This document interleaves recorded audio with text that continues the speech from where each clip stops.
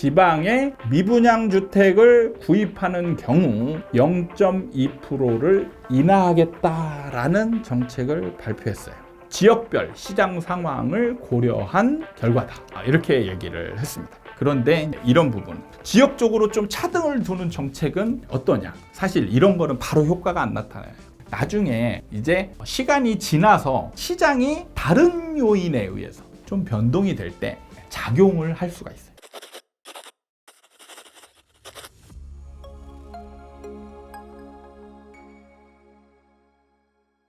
하나, 둘, 셋. 안녕하세요. 아파트 사이클 연구소 소장 이현철입니다. 오늘 다룰 주제는 정부가 정책으로서 금리를 좀 조정하겠다. 기존에 해왔던 금리 정책과는 사뭇 다른 특이한 정책이 나와서 여러분들과 한번 생각을 해보자. 이런 의미로 영상을 만들어 보게 되었습니다. 무슨 내용이냐? 지방의 금리는 좀 내리겠다. 그리고 수도권의 금리는 올리겠다.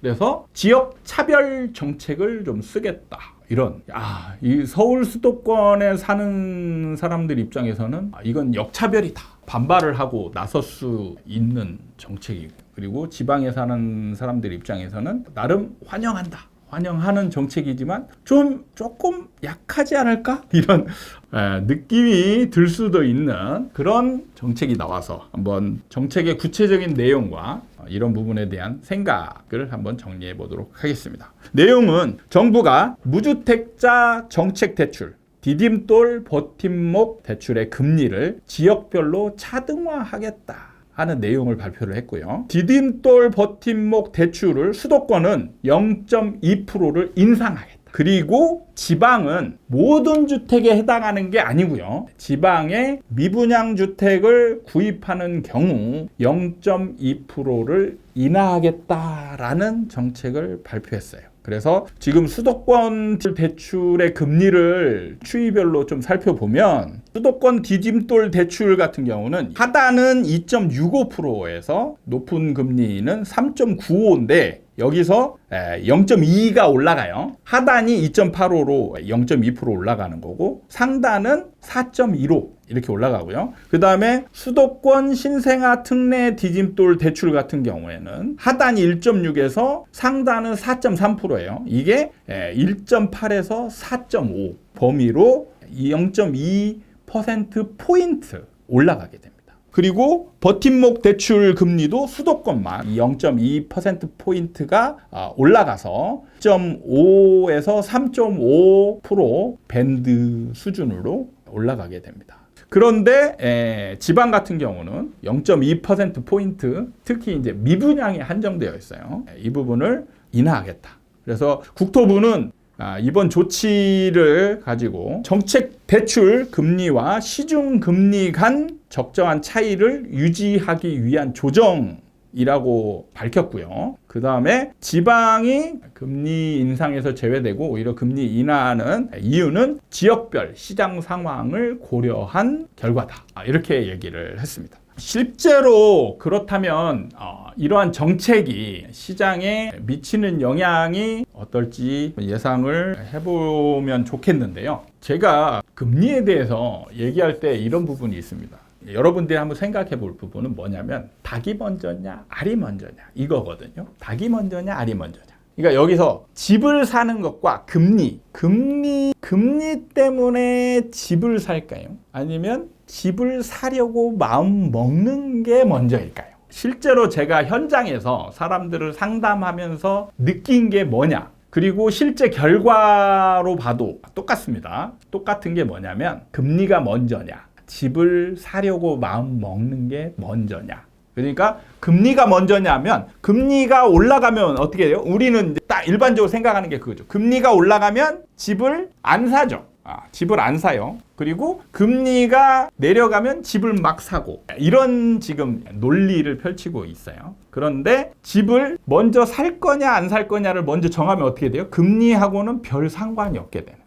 그 집을 사려고 하는 사람은 금리가 올라가도 사고 금리가 내려가도 사요. 집을 안 사려고 마음먹은 사람은 금리가 내려가도 안 사고 금리가 올라가도 안 사요. 근데 여기서 이제 차이는 어느 정도 있는 게 금리가 어떤 폭으로 움직이느냐에 따라서는 조금 달라질 수는 있습니다. 근데 우리가 일반적으로 생각하는 금리의 변동 범위, 보통 금리가 얼마만큼 움직이죠? 바로 0.25%포인트입니다. 0.25%. 그러니까 1%의 4분의 1 수준이죠. 그 정도 변하면 사람들이 움직일까요? 안 움직여. 그럼 왜 그럴까? 제가 왜 그럴까를 엄청 연구를 했어요. 실제로 사람들은 금리가 움직이면 살 거다, 안 살 거다, 막 이런 얘기 하잖아요. 근데 현장에서는 제가 그런 느낌을 받은 적이 한 번도 없습니다. 금리가 올라가도 집을 살 사람은 사고. 그러니까 제가 옛날에 20년, 21년도에 어떤 일이 있었냐면 정부가 대출을 아예 다 막아버렸어요. 정부가 대출을 다 막았더니 어떤 일이 벌어졌는지 아세요? P2P 금융이라는 게 생겼어요. 사람과 사람 간의 금융. P2P. 그러니까 다른 사람이, 은행이 돈을 빌려주는 게 아니고 사금융이에요. 사금융.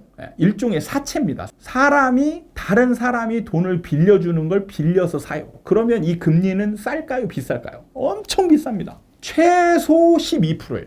그러니까 우리가 그 1금융권에서 4% 할 때 2금융 가면 한 6% 하죠. 3금융 가면 한 7, 8% 이상 갑니다. 그거보다 비싼 4금융을 받아서 집을 산 사람들이 수두룩해요. 무려 시중의 금리보다 7에서 8%가 비싸요. 여러분이 금리 인상한다고 했을 때 0.25%포인트를 움직이는 게 이제 일반적인 금리 인상 인하고, 그 다음에 빅 스텝이라고 해요. 빅 스텝이 0.5%포인트고, 그 다음에 자이언트 스텝이라고 합니다. 자이언트 스텝이 0.75%포인트고, 울트라 스텝이라고 해요. 울트라 스텝이 1%.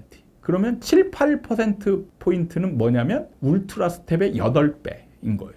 그 정도가 만약에 시중 금리에서 움직이잖아요. 그러면 난리 나겠죠. 난리 나.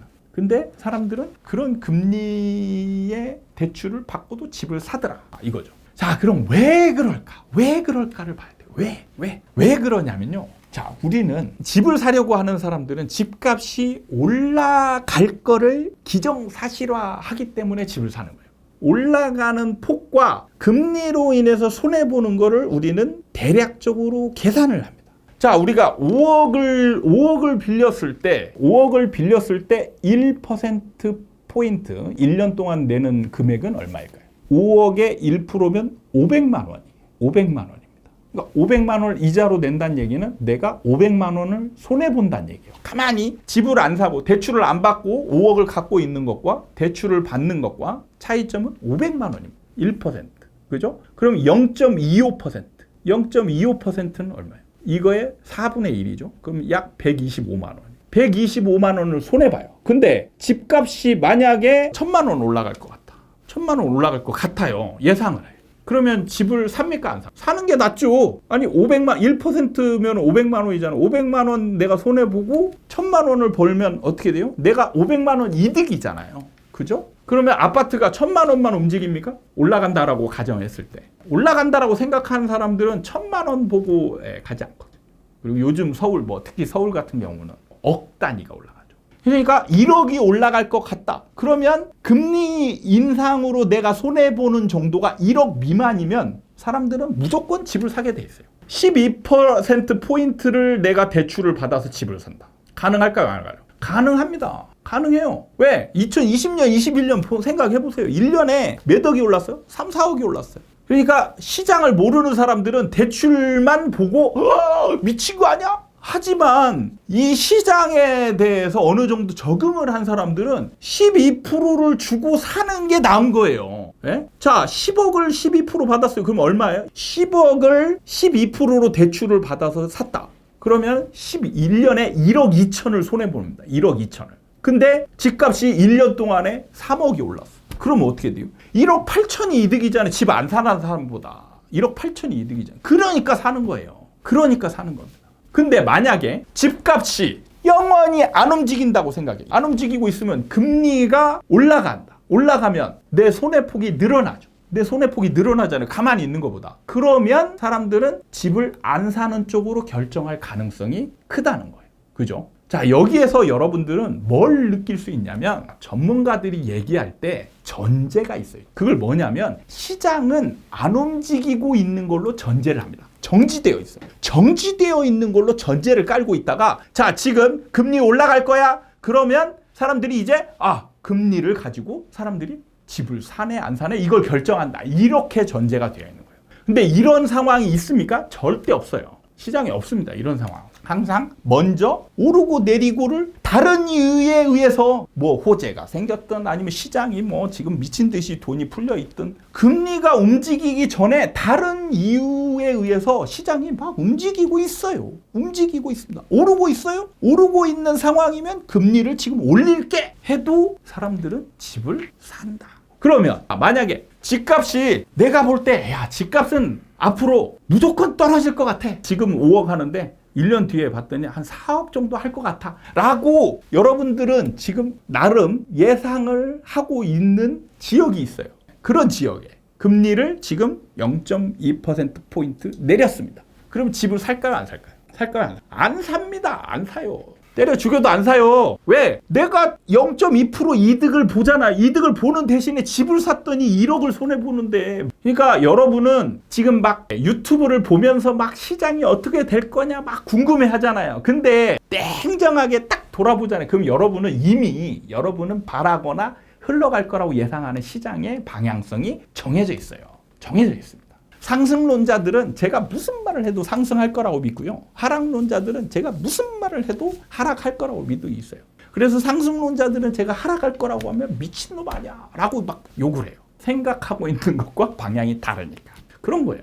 그러니까 금리에 움직일 때도 딱 여러분은 이미 방향이 정해져 있는 사람이에요. 올라갈 거라고 생각하고 있다. 그러면은 때려 죽여도 사요. 때려 죽여도 사요. 말려도 삽니다. 그래서 사실은 금리 인하 이렇게 특히 0.2%포인트 맞게 이렇게 장난하는 이런 정책은 사실상 효과가 거의 없어요. 없습니다. 왜? 시장에서 집값이 오르고 내리는 폭 이거는 훨씬 크거든요. 훨씬 큽니다. 그리고 우리나라는 전세라는 제도가 있기 때문에 집값이 떨어지지 않고 안 올라간다라고만 전제되어 있어도 집을 잘 안 삽니다. 집을 잘 안 사요. 무조건 올라갈 것 같아야 집을 사요. 그래서 제가 실거주는 일도 없다 이런 얘기를 하는 거예요. 실거주는 일도 없어요. 진짜로. 왜냐하면 실거주는 매매로도 할 수 있고 임대로도 할 수 있어요. 근데 임대가 월등하게 유리한 게 우리나라 주택 제도입니다. 임대가 월등하게 유리해요. 매매보다. 집값이 안 올라간다라고 전제할 때 임대가 월등하게 유리합니다. 여기서 반박하는 사람이 있겠지만 이 사람들은 실질적인 내용을 모르는 사람들이에요. 계산을 해본 적이 없는 사람들입니다. 계산해보세요. 계산해보면 임대가 월등하게 유리합니다.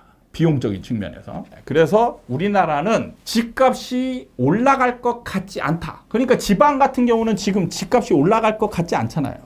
그러면 금리를 내려도 안 사요. 안 삽니다. 물론 그 전망이 다른 사람이 있을 수 있습니다. 모든 사람이 다 하락할 거라고 믿지 않아요. 이제는 상승할 수 있지 않을까? 혹시 조금 지나면 좀 안정적이지 않을까? 이런 전망을 하는 사람이 있어요. 그런 사람이 이제 간간히 매수를 할 수 있습니다.